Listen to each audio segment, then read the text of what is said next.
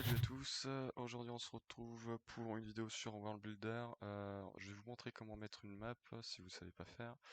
Donc vous faites CTRL-C de la map en question et vous faites Windows R, pourcentage app data, vous faites OK. Puis après vous sélectionnez le dossier que vous voulez, vous la collez dedans, voilà. Pareil pour ROWK, quand vous les mettez dedans, ça fonctionne pour tous les modes. Il n'y a pas de fichiers spéciaux pour les modes. Et voilà, puis c'est tout pour ça, c'est tout ce qu'il fallait savoir. Alors, pour pouvoir ouvrir une map avec World Builder, directement comme ça, vous faites clic gauche, propriété, non, clic gauche, ouvrir avec plutôt. Voilà, puis après vous allez dans plus d'applications, vous cochez toujours utiliser cette application. Vous allez du coup dans les fichiers du jeu, je l'ai perdu. Ah ouais, parce que il est pas là. Voilà. Hop, voilà. Puis hop, vous sélectionnez le dossier avec lequel vous voulez qu'il s'ouvre. Vous double-cliquez, hop, et ça va l'ouvrir avec ça. Bon, hop, je décline parce que mon World est déjà éclairé, ça sert à rien. Donc voilà, c'est tout ce qu'il y a à savoir de principal pour commencer déjà, c'est déjà pas mal.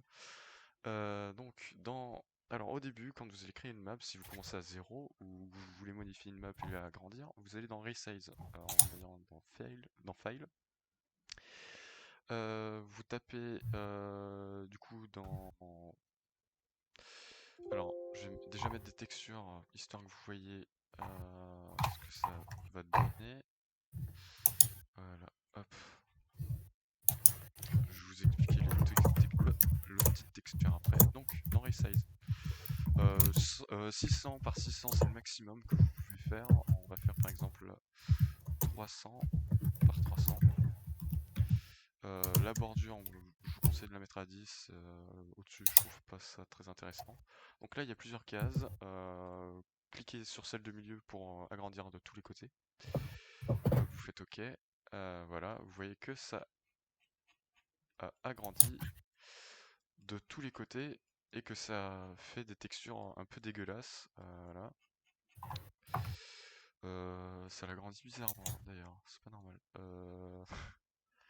Ah bah oui, si je fais 300 par 600, ça va pas le faire. Hop, voilà. Hop, voilà. Donc du coup, là, ça c'est pour agrandir la map. Si vous voulez agrandir que d'un côté, hop, par exemple, agrandir de 100. Si vous voulez agrandir de ce côté gauche, vous allez cliquer sur le carré droit. C'est pas logique, mais ça marche. Mince. Ça marche comme ça. Hop, 400 plutôt. Enfin, hop, on va remettre 300. Voilà. Je suis un peu foiré. Hop, resize. 400. Ah, bah non. 400 du côté. Alors, oh putain. Voilà.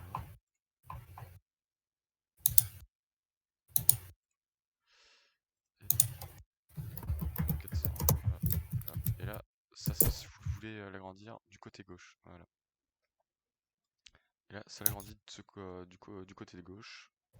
Si vous voulez faire du côté droit, c'est pareil. Si vous voulez faire en haut, tac.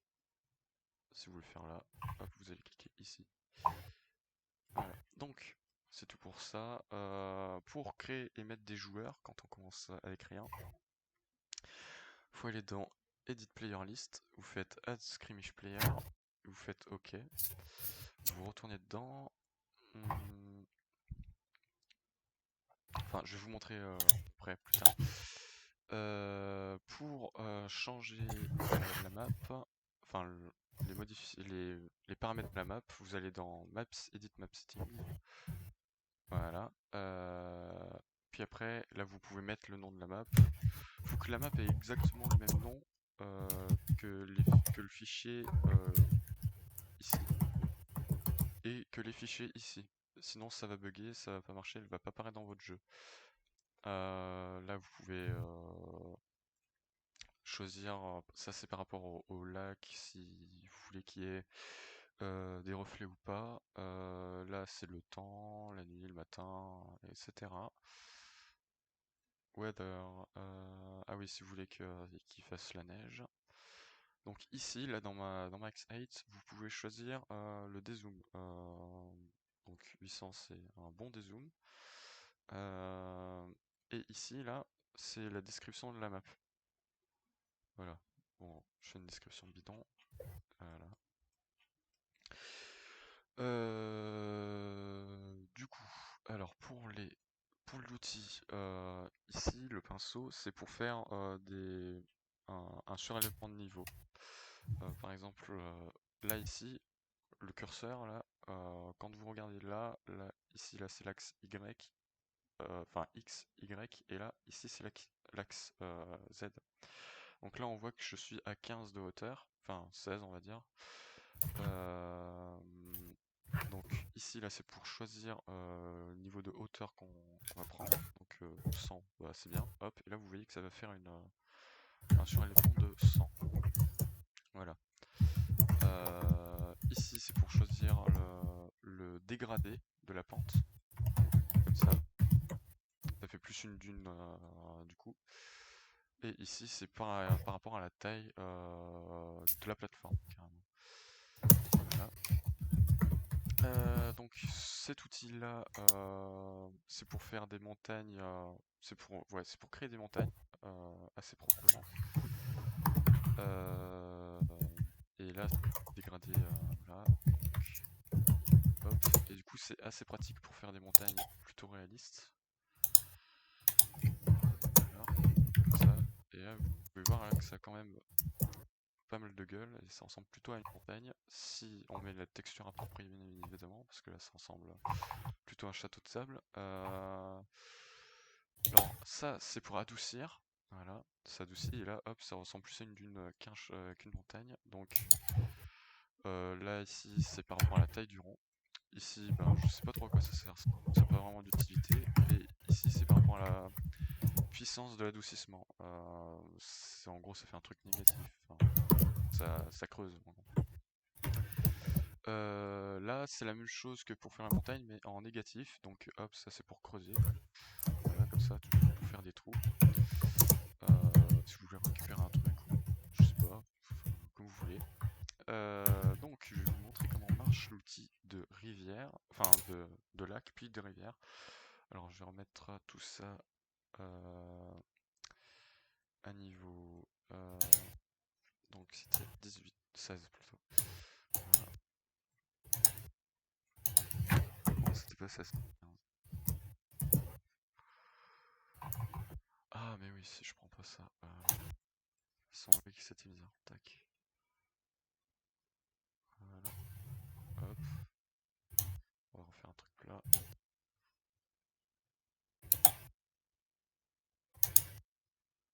Alors, du coup, 100, on va enlever ça, ça sert à rien.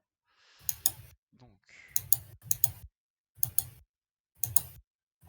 voilà, donc pour l'outil des rivières, un clic gauche, un clic gauche. Ah oui, tout fonctionne au clic gauche principalement. Le clic droit, c'est pour se déplacer comme ça. Hop. Quand vous voyez un petit plus en dessous des 3 vagues, c'est pour créer un autre point. Voilà. Alors ici, c'est pour choisir la hauteur de l'eau. On sait que là, c'est à 100, donc on va mettre par exemple 98. C'est très bien. Voilà. Du coup là, vous avez votre mer. Enfin, votre lac. C'est un peu bugué. Voilà. CTRL Z marche pas. Ah si.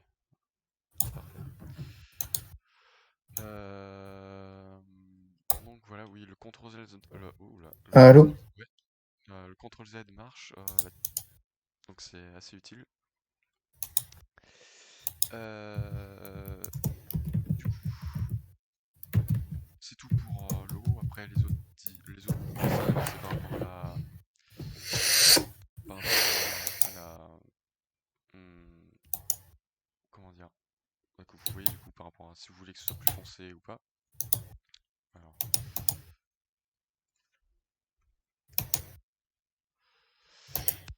Donc,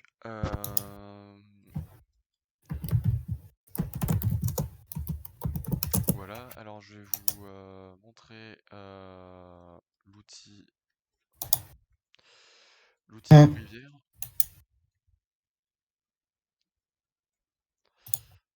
Allô? Ouais, ouais, tu m'entends? Bon, désolé. Un, deux.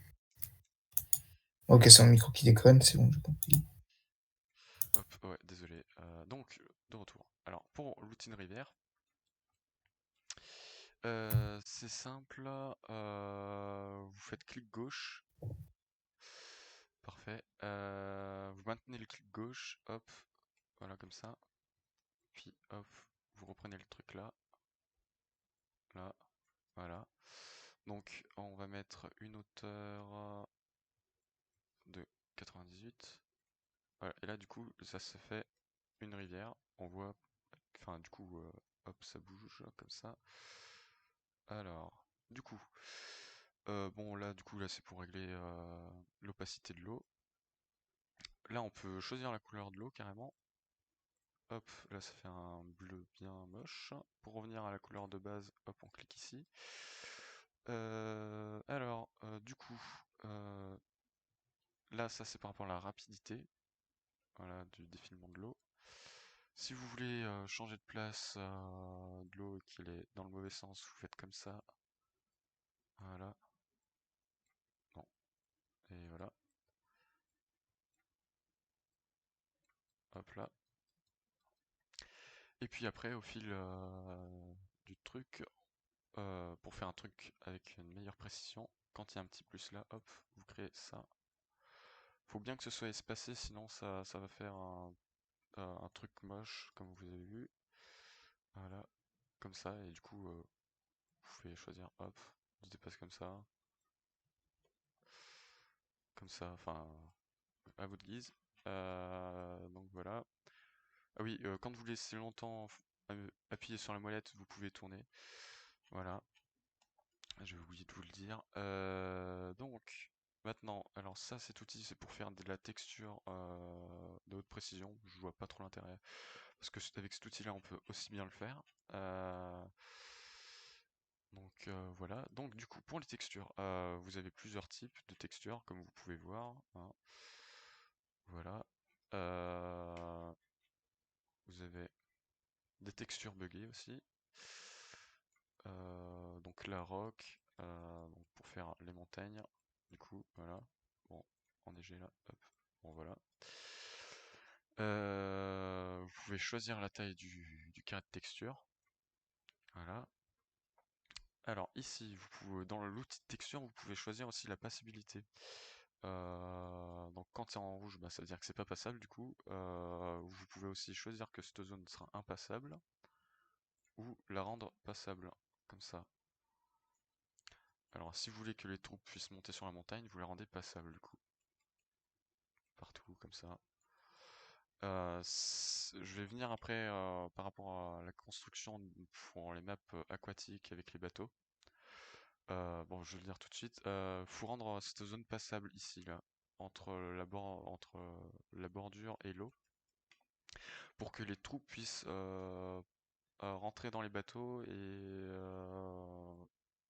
et du coup, sinon ça marche pas, parce que ça sera impassable et la troupe pourra pas monter dans le bateau. Donc voilà, c'est tout pour l'outil de texture. Là, ça c'est un outil pour retrouver la texture qui est actuellement sur le sol. Donc vous cliquez à l'endroit dans le sol et hop, ça vous remet directement sur la texture en question.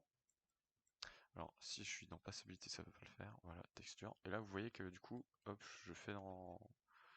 Ça m'a repris exactement la même texture qui est là. Bon là, elle est buggée donc voilà. Voilà. Et voilà. Du coup, c'est tout pour cet outil-là. Cet outil-là, ça sert à adoucir, parce que là vous voyez que ça fait des carrés, c'est pas très... Bah, c'est moche quoi du coup. Celui-là c'est le même, mais pour adoucir pas vers l'extérieur, mais vers l'intérieur. Voilà, comme ça.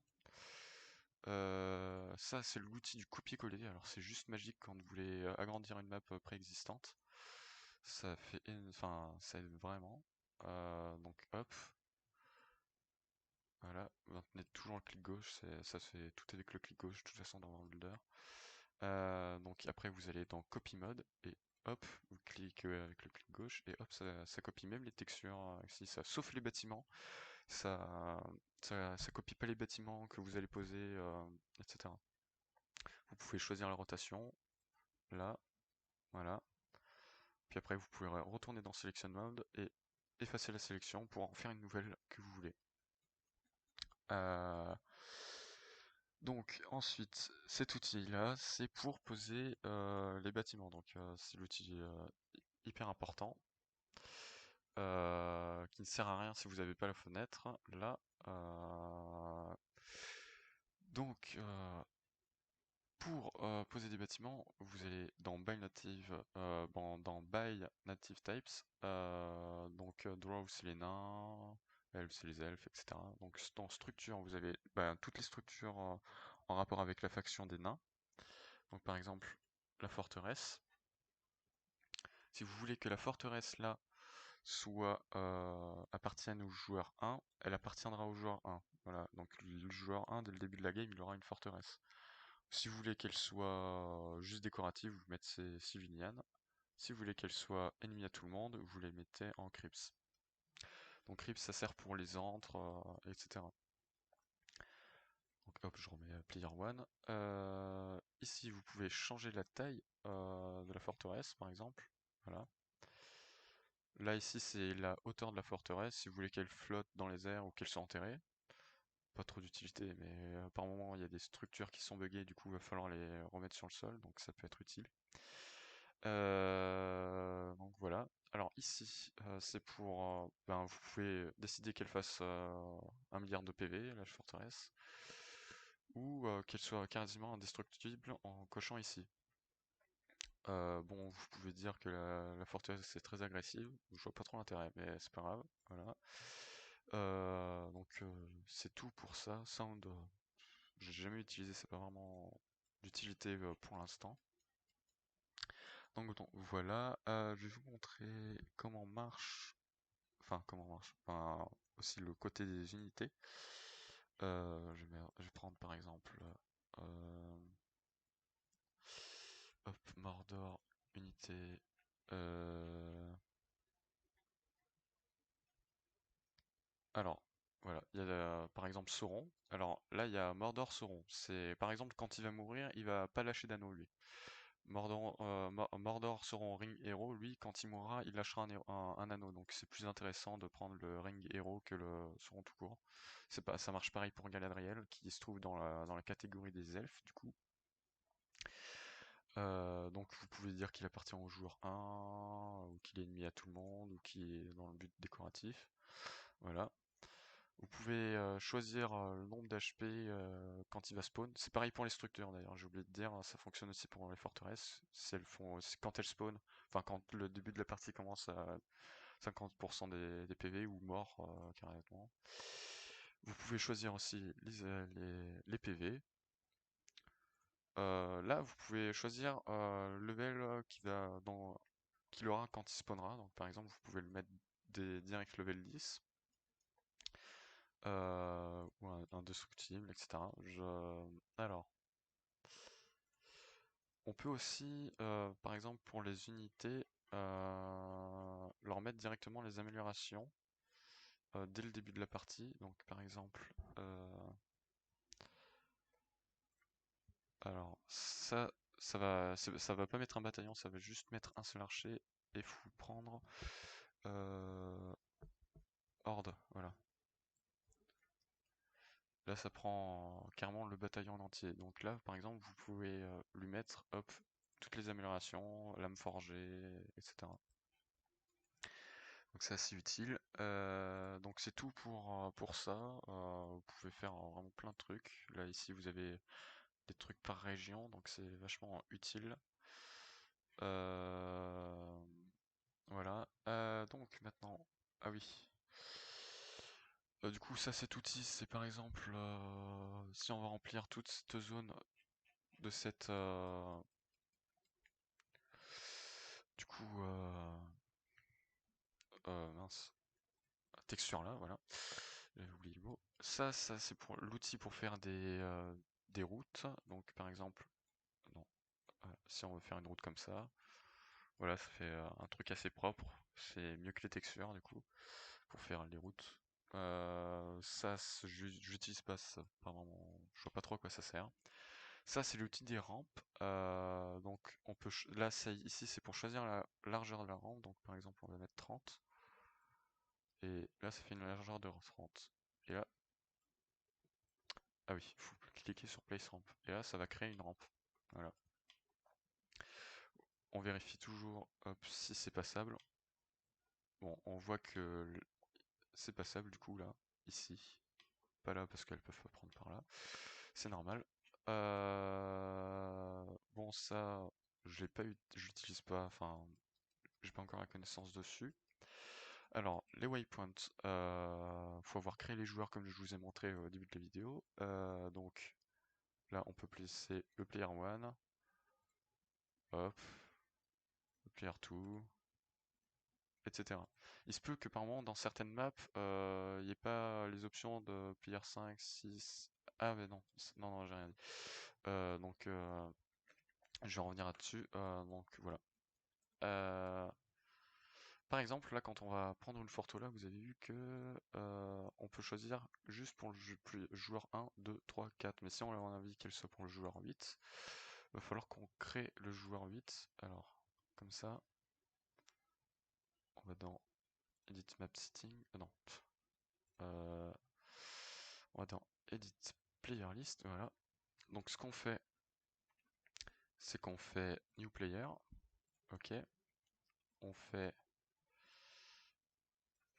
On supprime ça. Change name. Voilà. On va copier ça.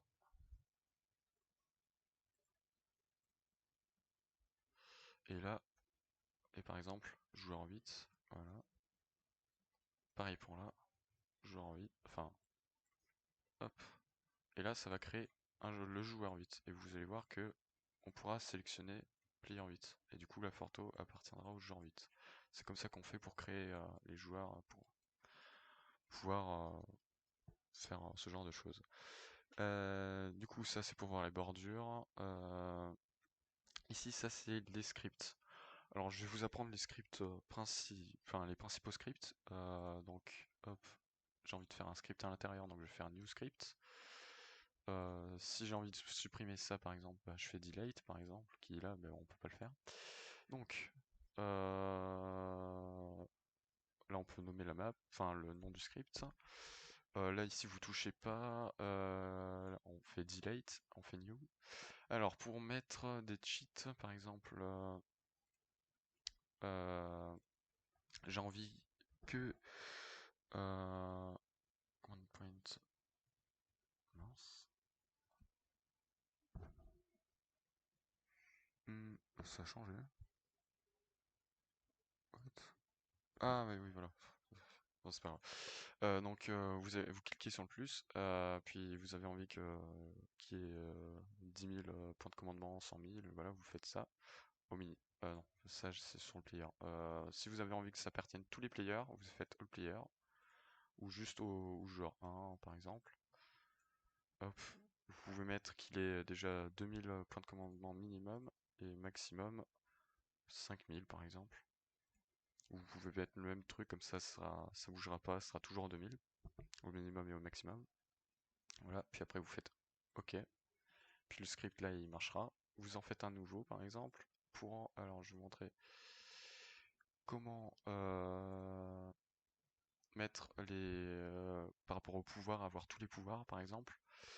Alors, alors je me rappelle plus lequel des deux c'est. Alors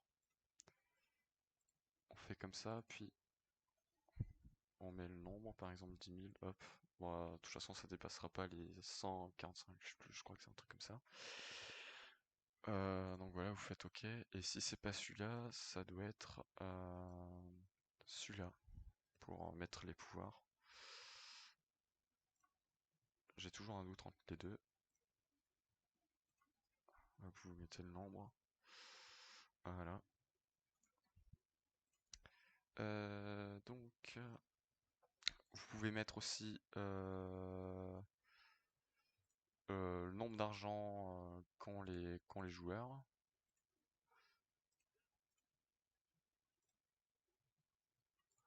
Voilà, ici, vous pouvez mettre que tous les joueurs posséderont du coup 1 million dès le départ. Voilà. Alors après, je vais vous montrer un truc qui est utile pour les maps forteresse. C'est cet outil-là. C'est... J'ai bougé, j'aurais pas dû.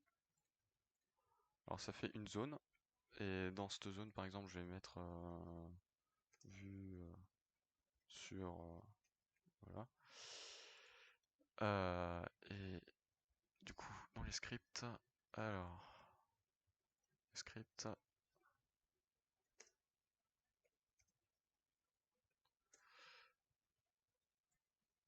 Donc vous faites ça. Puis après, vous allez dans Map. En fait, ça va permettre de voir cette zone, toute la zone en particulier. Donc, par exemple, si vous avez une grande forteresse et que vous aurez pas et que vous n'avez pas toute la vue dessus, vous mettez une aire comme ça. Vous dites que c'est cette aire là que long vous l'avez mis. Puis vous dites que tel joueur a la vue dessus. Et puis vous mettez le nom du truc. Voilà. Et après, ça fonctionne.